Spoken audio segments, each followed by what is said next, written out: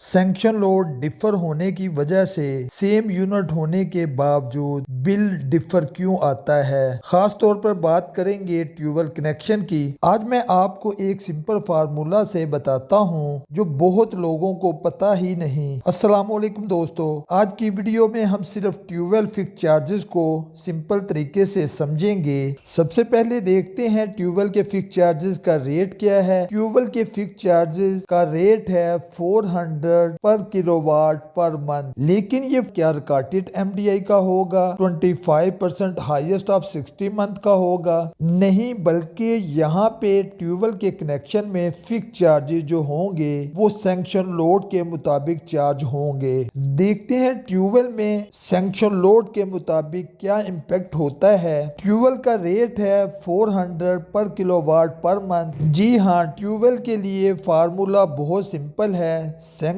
Load multiply by rate, और इस वक्त रेट है 400 पर किलोवाट पर मंथ। लिहाजा अगर सैंक्शन लोड डिफर होगा फिक्स चार्जेस डिफर होंगे। अगर स्मॉल सैंक्शन लोड होगा लो फिक्स चार्जेस चार्ज होंगे, जिसकी वजह से पर यूनिट फिक्स चार्जेस की कास्ट जो होगी वो कम होगी। और अगर लार्ज सैंक्शन लोड होगा हाई फिक्स चार्जेस चार्ज होंगे, जिसकी वजह से पर यूनिट फिक्स चार्जेस की कास्ट ज्यादा होगी। इसी चीज को देखते हैं बिल्स में कैसे ये चार्ज होता है। ये कस्टमर का बिल है जिसका सैंक्शन लोड 3.73 किलोवाट है, और यहाँ पे अगर देखें 3.73 को 400 से मल्टीप्लाई किया और यहाँ पे इसकी अमाउंट 1492 रुपीज इसको फिक्स चार्जेस की मद में चार्ज हुई। वेयर एज राइट साइड पे ये एक दूसरा कस्टमर है जहाँ पे इसका सैंक्शन लोड 11 किलोवाट है। यहाँ पे अगर देखें इसकी कैलकुलेशन में 11 मल्टीप्लाई बाय 400 है, और यहाँ पे इसको 4400 फिक्स चार्जेस चार्ज हुए। अब इन्हीं बिलों को हम डिस्कस करते हैं। जब स्मॉल लोड था यानी 3.73 किलोवाट लोड था, फिक्स चार्जेस कैलकुलेट हुए, 3.73 को मल्टीप्लाई किया 400 से, ये 1492 रुपीज इसको फिक्स चार्जेस चार्ज हुए। और जब एक लार्ज लोड वाला कस्टमर देखा, उसका सैंक्शन लोड था 11 किलोवाट, फिक्स चार्जेस उसको 11 मल्टीप्लाई बाय 400 4400 रुपीज चार्ज हुए। ये आपके मंथली फिक्स चार्जेस हैं, चाहे यूनिट कम हो या ज्यादा हो, ये हर हाल में आपको चार्ज होने हैं। अब देखते हैं पर यूनिट कास्ट क्या चार्ज हुई इन कस्टमर को। सपोज यहाँ पे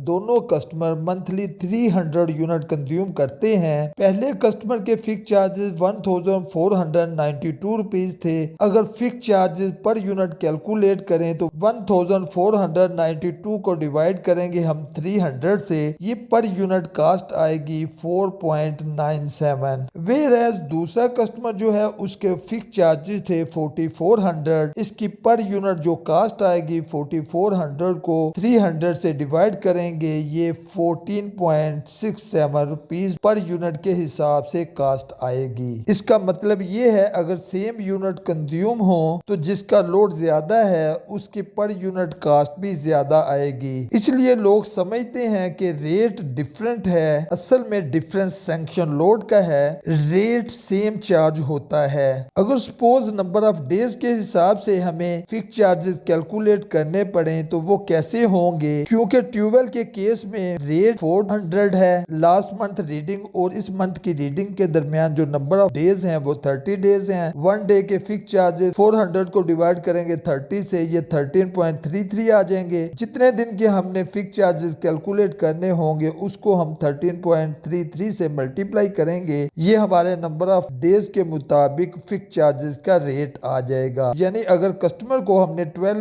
डे के फिक्स चार्जेस चार्ज करने हैं तो हमारा रेट 400 की बजाय 160 रुपीज आएगा। अगर आपका सैंक्शन लोड ज्यादा है और यूज कम है तो आप अननेसेसरी फिक्स चार्जेस पे कर रहे हैं। लिहाजा अपने सैंक्शन लोड को अपने यूज के मुताबिक रखें। अगर सैंक्शन लोड आपके यूज से ज्यादा है उसको रिड्यूस करवाएं। वीडियो पसंद आई हो वीडियो को लाइक करें, चैनल को सब्सक्राइब करें ताकि आपके पास ऐसी मालूमाती वीडियो पहुंच सकें। नए वीडियो तक के लिए इजाजत दीजिए। अस्सलामु अलैकुम व रहमतुल्लाह।